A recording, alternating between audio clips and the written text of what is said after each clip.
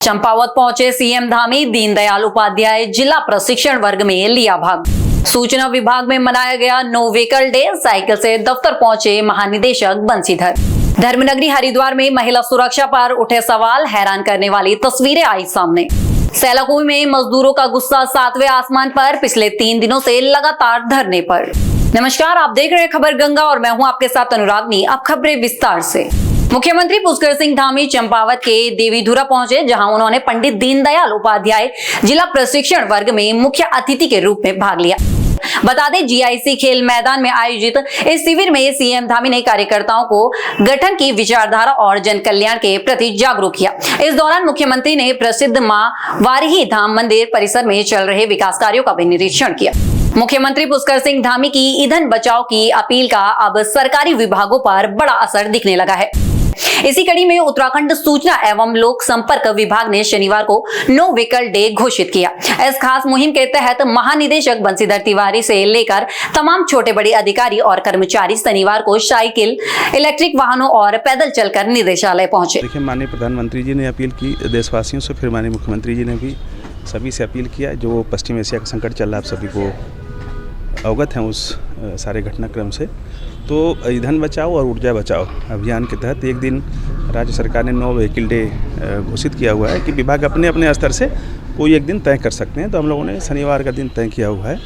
तो आज कोई भी जो हमारे पास ईंधन वाले जो वाहन हैं वो नहीं चलेंगे। सभी लोग या तो इलेक्ट्रिक वाहन से आएंगे या फिर साइकिल से आएंगे। सर, आम जनता से भी किस तरह की अपील करेंगे ताकि वो भी इस मुहिम में अपनी भागीदारी करें? देखिए, चूँकि ये वैश्विक संकट है और हमेशा चूँकि देश में तेल का इतना उत्पादन नहीं है कि उसको हम लोग प्रतिपूर्ति कर सकें, तो सभी से अपील है कि इस मुहिम में बढ़ चढ़ कर के हिस्सा लें। ये माननीय प्रधानमंत्री जी के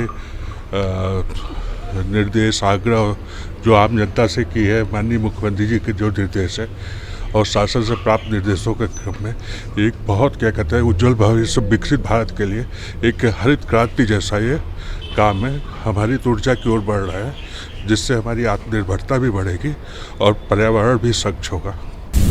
उत्तराखंड में भाजपा पंडित दीनदयाल उपाध्याय प्रशिक्षण महाअभियान के जरिए अपने कार्यकर्ताओं को आगामी चुनौतियों के लिए तैयार कर रही है।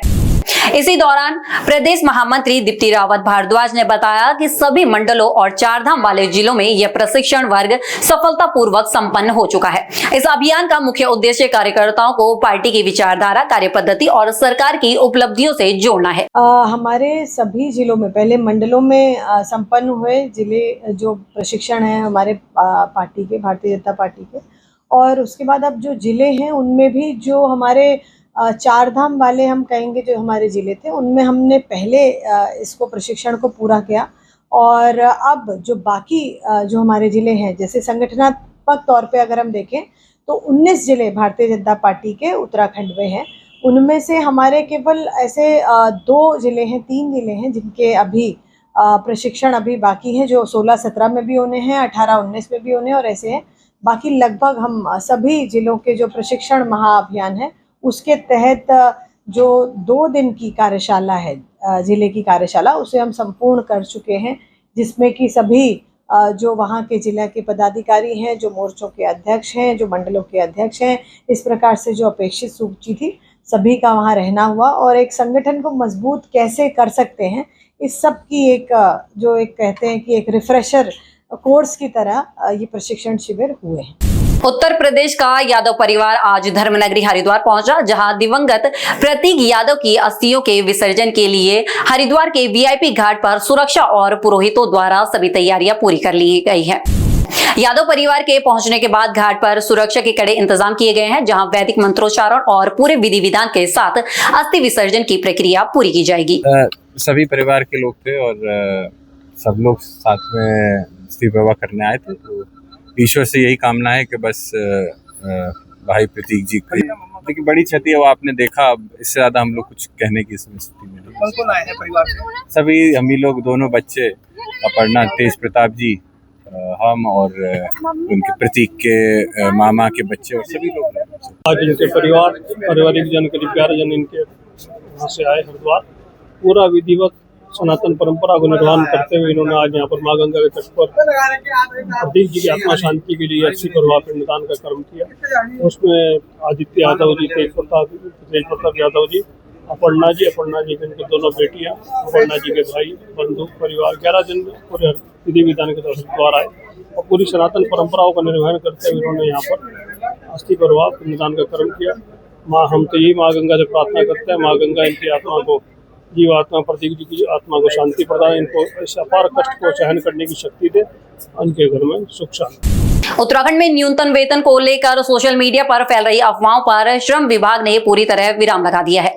विभाग ने साफ किया है कि राज्य में 781 रुपए प्रतिदिन का न्यूनतम वेतन लागू नहीं है।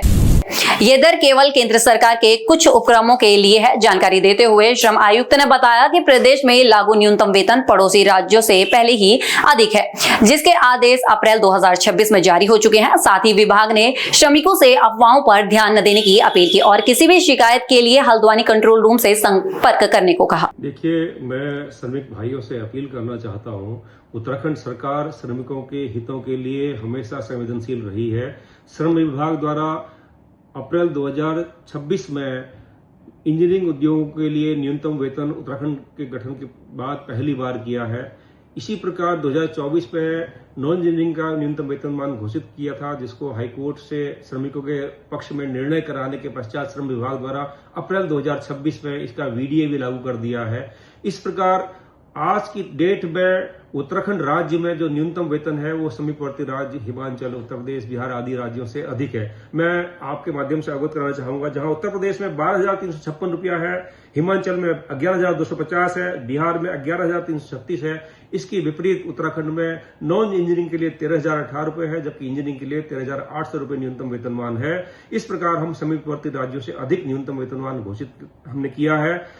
प्रधानमंत्री नरेंद्र मोदी के ऊर्जा और ईंधन संरक्षण के आह्वान का असर अब देवभूमि उत्तराखंड में धरातल पर दिखने लगा है। हल्द्वानी के मेयर गजराज बिष्ट ने इस मिशन को लेकर एक बड़ी मिसाल पेश की है। मेयर ने अपने काफिले में चलने वाले वाहनों की संख्या को कम कर दिया है। साथ ही उन्होंने साफ कहा कि पर्यावरण और ईंधन बचाने के लिए शुरुआत हमेशा खुद से करनी होती है। और मैं समझता हूँ कि माननीय मोदी जी ने भी देश के हित में ही ये सारे निवेदन किए हैं जनता से, और आम लोग उस बात को मान भी रहे हैं और आम जनता उसको स्वीकार भी कर रही है, और हम सब लोग भी उसी दिशा में काम भी कर रहे हैं। और हमने अपने स्टाफ से भी कहा है कि जितना कम हो सकता है उतना हम खर्च करें। और हमारे पास केवल एक जो कूड़ा उठाने वाली गाड़ियां हैं उनको तो हम नहीं रोक सकते, लेकिन जो बाकी और चीज़ें हैं उसमें भी हम प्रयास करेंगे कि कम खर्चा हो, कम डीजल खर्च हो। मैं समझता हूँ कि जल्दी इसका भी निस्तारण हो जाएगा। और लेकिन जिस प्रकार से आदरणीय मोदी जी ने कहा है पूरे देश के लोगों से, मैं टेलीविज़न में भी देख रहा था, समाचार पत्रों में भी सुन रहा था, देख रहा था, लोग उस पर अमल भी कर रहे हैं। उत्तराखंड की ऐसी तमाम खबरों के लिए बने रहे हमारे साथ और देखते रहिए खबर गंगा। नमस्कार।